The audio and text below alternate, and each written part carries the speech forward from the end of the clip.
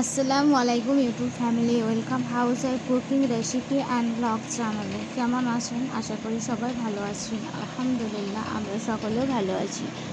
আজ আমি আপনাদের সাথে শেয়ার করব সামার ড্রিঙ্ক, মানে এই গরমে এই যদি আতা বেলের শরবত এতটাই দুর্দান্ত খেতে লাগে, সেটি আজ আমি আপনাদের কাছে শেয়ার করব। এটি আমাদের গাছের আতা বেল। এটিকে ফার্স্ট আমি ফাটিয়ে নেব। খুবই ইজি, মাত্র দুটি উপকরণ দিয়ে এইরকম আতা বেলের শরবত বানিয়ে ফেলতে পারেন। আর এই গরমে এই আতা বেলের শরবত এতই খেতে ভালো লাগে, প্লাস পেটও ঠান্ডা থাকে। তা এই গরমের সামার ড্রিঙ্ক উপলক্ষে অবশ্যই একবার এই বেলের শরবত বানিয়ে নেবেন। প্রথমে বেলটি আমি ফাটিয়ে নিলাম, আর বেলটি দেখুন কতটা সুন্দরভাবে পেকেছে, কালার দেখে তো বুঝতেই পারছেন। তারপর একটি চামচের সাহায্যে আমি ভালো করে ভিতর থেকে আঁশগুলো বের করে নিলাম।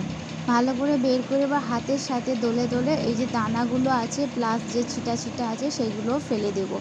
এইভাবে আমি দলে দলে একটু সামান্য পানি দিয়ে দলে দলে ভালো করে দানাগুলো ফেলে দিলাম, প্লাস যে ছিটাগুলো ছিল সেগুলোও ফেলে দিলাম।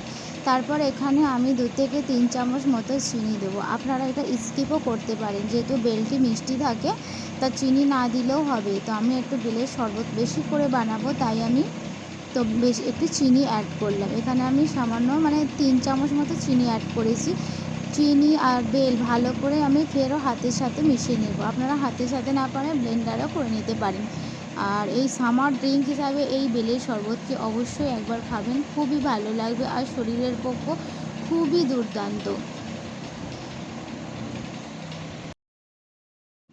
আর শরীরের পক্ষে খুবই দুর্দান্ত। তো এখানে আমার বেলের শরবত মোটামুটি রেডি হয়ে গেছে। তারপরে আমি আমাদের মেম্বার অনুযায়ী এখানে পানি অ্যাড করব।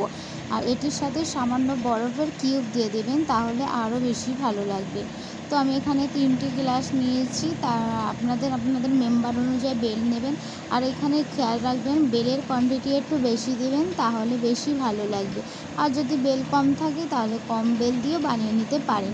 এখানে চাইলে আপনারা সামান্য ব্ল্যাক পেপার অ্যাড করতে পারেন, কিন্তু আমি এখানে কোনো রকম আর কিছুই অ্যাড করব না। জাস্ট গ্লাসের মধ্যে সার্ভ করে নেব আর সামান্য কিছু বরফের কিউব দিয়ে নেব। এই অতিরিক্ত গরমে সামার ড্রিঙ্ক হিসাবে আমরা এই আতা বেলের শরবতটি বানিয়ে খেতে পারি। পেটের জন্য তো উপকার, প্লাস খেতেও দুর্দান্ত লাগবে। তাই আমি একে একে এইভাবে গ্লাসের মধ্যে বেলের শরবতটি সার্ভ করে নিলাম। বিশেষ করে এই গরমে আমরা নানান আম পান্না, পাকা আমের শরবত, আতা বেলের শরবত, এগুলো যদি আমরা বাড়িতেই বানিয়ে খাই তো কোনো রকম বাইরের ড্রিঙ্ক খাবার আমাদের প্রয়োজনই হয় না। আর বাইরের ড্রিঙ্ক সাধারণত অনেক স্বাস্থ্যের পক্ষে ক্ষতিকারক। তাই আমি চেষ্টা করি বাড়িতে বানিয়ে খাবার। এটি আমার একদম সামার ড্রিঙ্ক হিসাবে রেডি হয়ে গেছে। আর এটি সামান্য আমি বরফের কিউব দিয়ে ঠান্ডা ঠান্ডা সামার ড্রিঙ্ক হিসাবে খেয়ে নেব। আর আমার ভিডিও যদি আপনাদের ভালো লেগে থাকে, প্লিজ একটা লাইক করবেন, কমেন্ট করবেন, শেয়ার করবেন, চ্যানেলটি সাবস্ক্রাইব করবেন। আরও নতুন ভিডিও দেখতে প্লিজ চ্যানেলটি সাবস্ক্রাইব করতে ভুলবেন না। তাহলে এই সামার ড্রিঙ্ক হিসাবে অবশ্যই বাড়িতে একবার ট্রাই করবেন। আল্লাহ হাফিজ ফ্রেন্ডস।